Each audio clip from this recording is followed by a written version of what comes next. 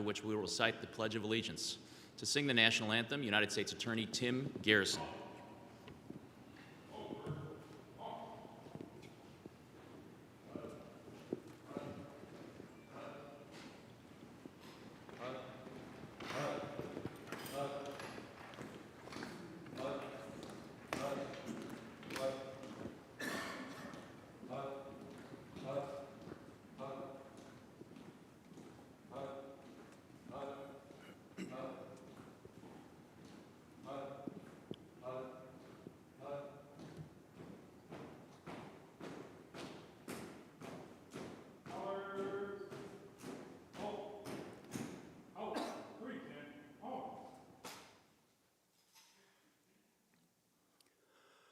Oh, say, can you see by the dawn's early light what so proudly we hailed at the twilight's last gleaming, whose broad stripes and bright stars through the perilous fight o'er the ramparts we watched were so gallantly streaming, and the rocket's red glare, the bombs bursting in air, gave proof through the night that our flag was still there.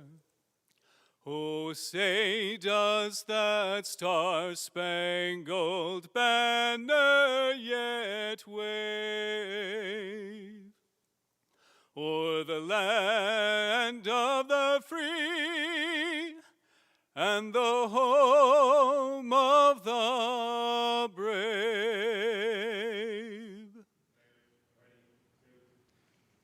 Please join me in reciting the Pledge of Allegiance. I pledge allegiance to the flag of the United States of America and to the republic for which it stands, one nation, under God, indivisible, with liberty and justice for all. Right shoulder home.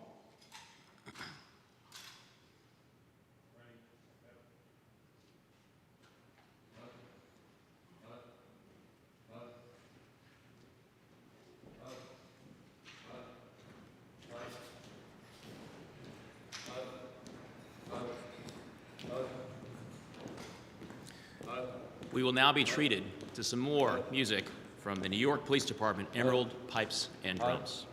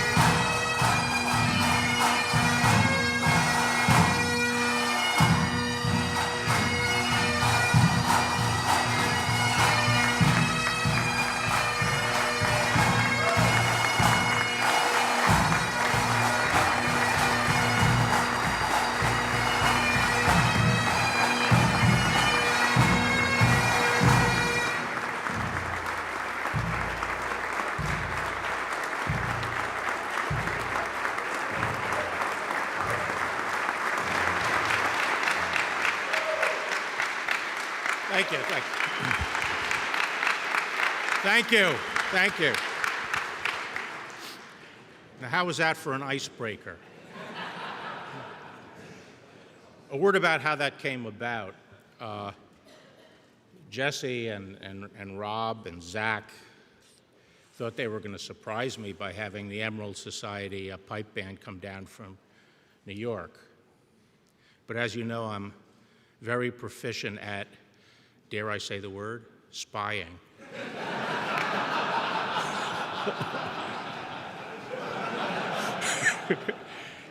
And I discovered the plot, and so this was my counter surprise. The last time I played was just December 8th. Now, that was my youngest daughter's wedding here in Washington. And some of you may remember that I was announced by the president on December 7th, and Pearl Harbor Day. The way that came about was the announcement was supposed to be the following week, but on the morning of December 7th, I got this call from the president saying, Bill, I know we talked about doing it next week, and I know your daughter's getting married tomorrow, and that's fine if you want to keep it like that, but I'm just going out to the helicopters, and I'd like to announce it if it's okay with you, but it's totally up to you. And I said, no, Mr. President, we had discussed it as a family, and if, whatever you consider best is fine with us, we'll adapt. So sure enough, it was my first out-of-body experience, and there'd been a lot since then, but I turned on the TV, and there he was announcing me as Attorney General. Now, that was great, but the following day at my daughter's wedding, my daughter said to me, she says, Pop, you're the only guy I know who would upstage his own daughter at her wedding. So when I was toasting, I said, Meg, I said, look at it this way. Just before the name Barr is dragged through the mud, you're changing your name to McGaughey. Anyway. Well, good morning, everybody, and I'd like to thank Rob Herr and Zach Terwilliger for bringing this conference together, and especially thank Jesse Liu and John Huber, Jim Kroll for their leadership of the AGAC and the EOUSA, and of course, Tim Garrison for his wonderful rendition of our national anthem. And I really want to thank New York City's Police Emerald Society Pipe Band. And I want to thank all of you. As I told you when I came on board, I firmly believe that there's no finer complement of US attorneys that's ever been assembled at the department. And the intervening months have only strengthened my conviction.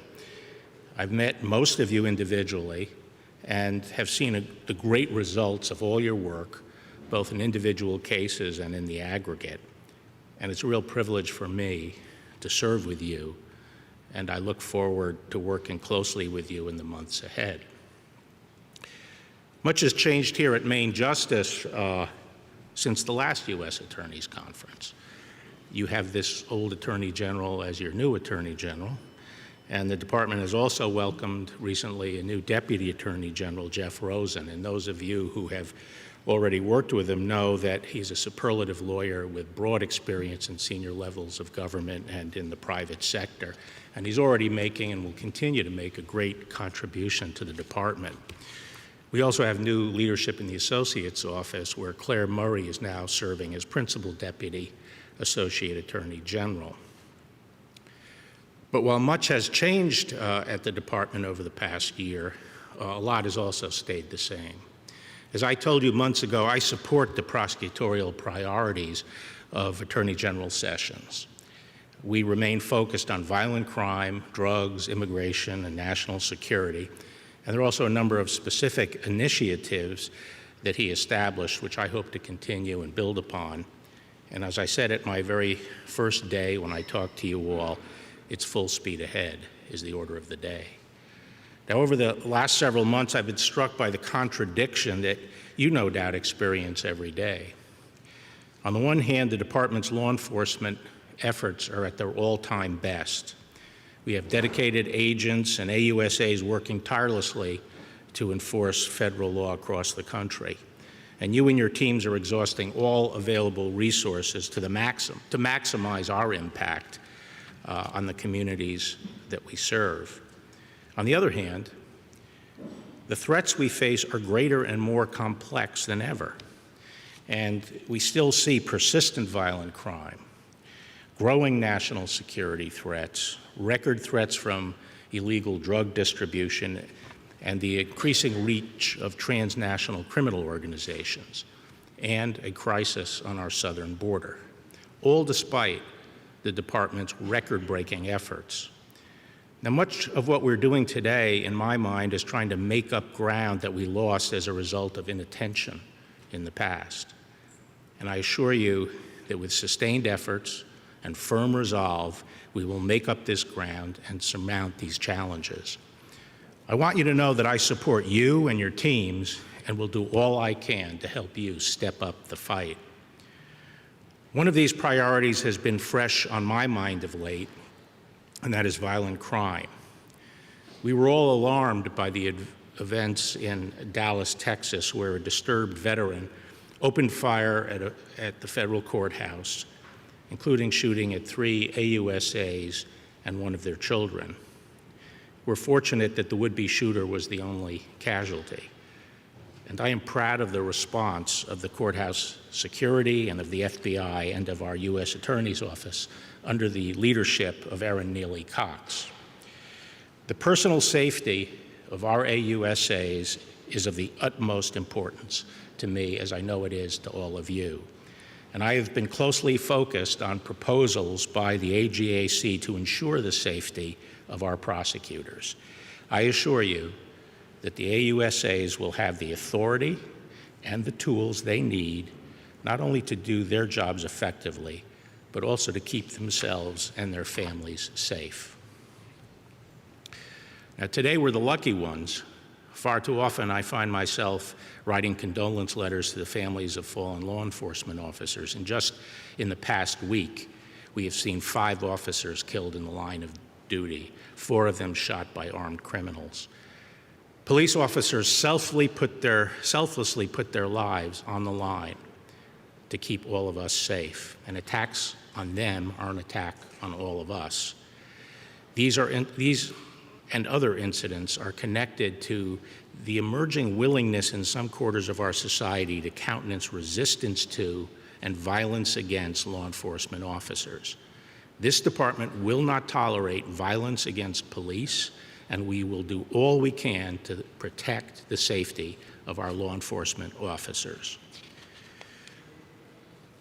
We can all be rightly proud of this administration's record on violent crime. We have made impressive progress, but we must keep up a full court press. There are still areas of the country where we have not made sufficient headway. For many communities in America, armed criminals and violent crime are still the norm, and we cannot accept this as the status quo. That is why the department remains committed to driving down violent crime, including through the vigorous prosecution of firearms offenses. I've been glad to see that the prosecutions under 922G are at an all-time high. We need to maintain our focus on getting illegal guns off the streets and out of the hands of violent criminals. I want all of our offices to work with their state and local partners on trigger lock cases that take advantage of stiff federal penalties to punish and deter violent felons. I also want to see vigorous enforcement of the background check process, both against prohibited persons who lie and try and against firearm dealers who skirt the process. We need to provide real deterrence. I look forward to working with all of you to step up our drive against gun crimes. As you all know, we also cannot reduce violent crime without confronting the role of gangs and other criminal organizations. Working with our state and local partners, we must keep sustained pressure on these groups, which are the primary drivers of violent crime. Many of these criminal organizations are national or transnational, and thus require a coordinated federal strategy. We are already working with the AGAC and our national task force leaders on strategies for the top transnational threats. But whatever the scale, The department needs to use all available tools to dismantle these groups and to disrupt their efforts. RICO is one powerful tool to neutralize violent criminal organizations, and I know that some of you have used it very effectively. We should strive to duplicate these efforts across the country. While I am talking about violent crime, I also want to make clear that while our focus is often on predatory violence, I am also deeply concerned about the rise in hate crimes that we have seen over the past decade. We must have zero tolerance for violence that is motivated by hatred for our fellow citizens, whether on the basis of their racial, religious, or sexual characteristics. We also need to take a strong stand against those who would use violence to intimidate people from exercising their rights to free speech and to participate in the democratic process.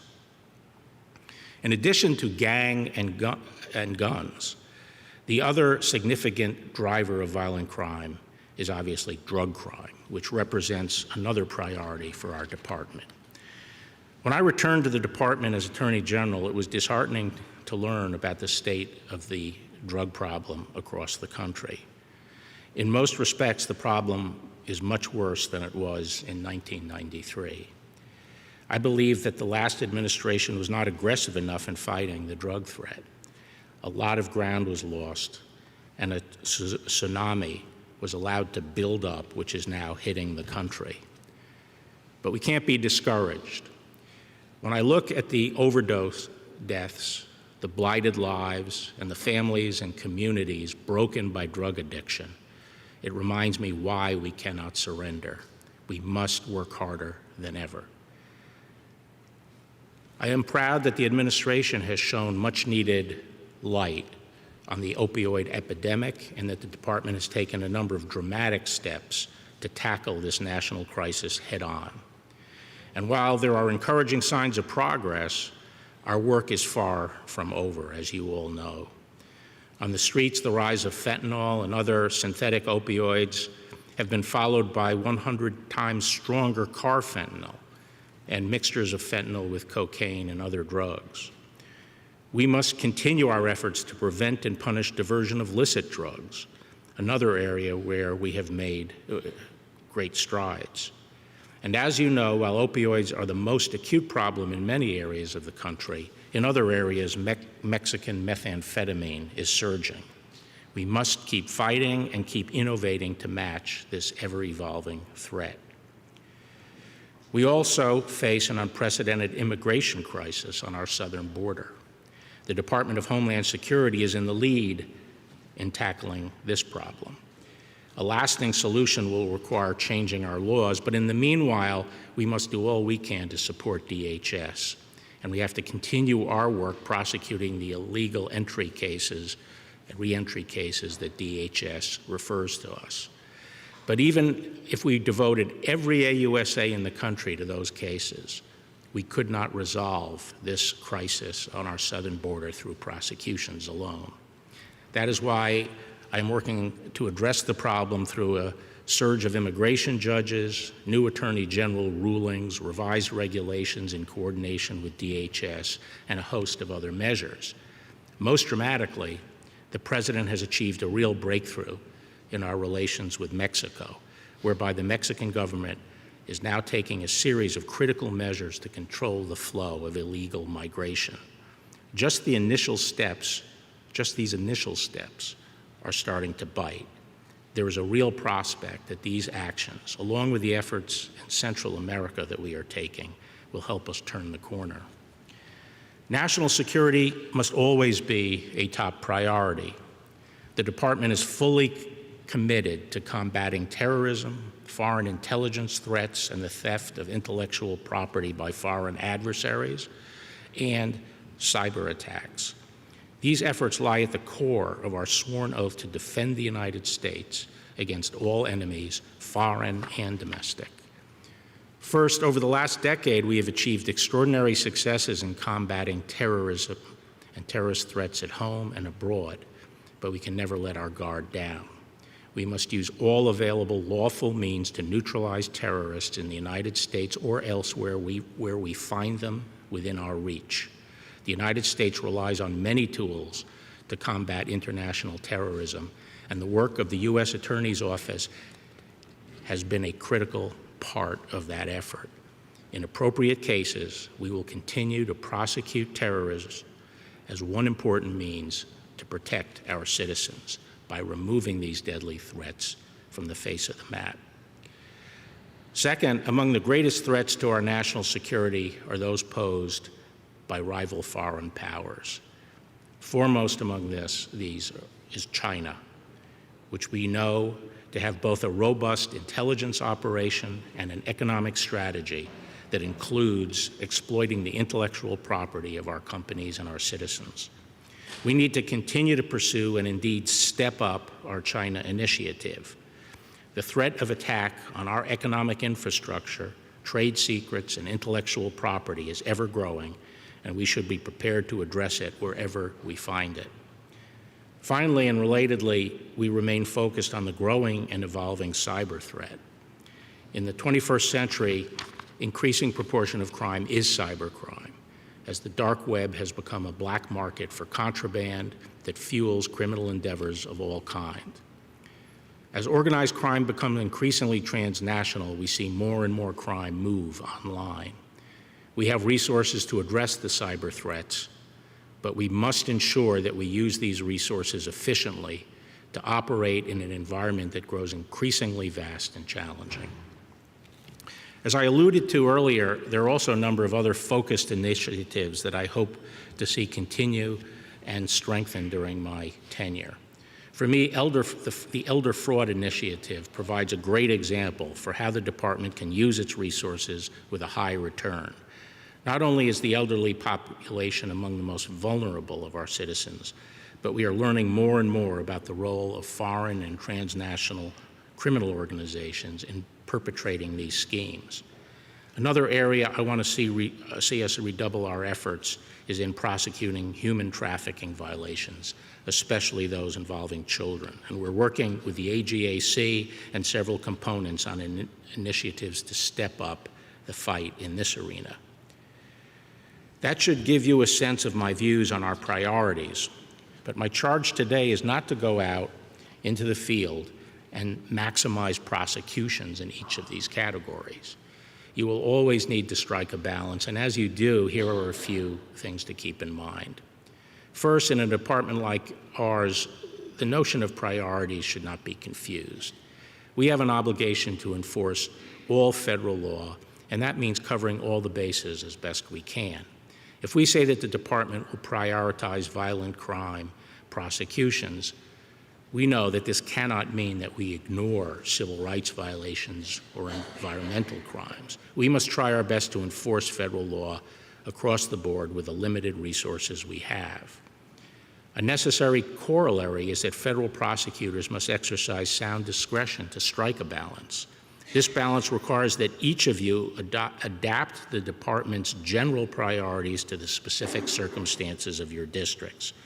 Thus, while opioids represents the greatest drug threat in many districts, others face greater problems with methamphetamine or cocaine.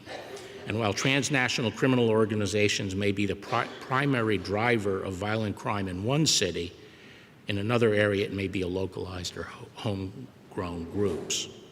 Our department priorities have never been intended to take your eyes off the leading problems in your districts, including the great work done by your civil divisions.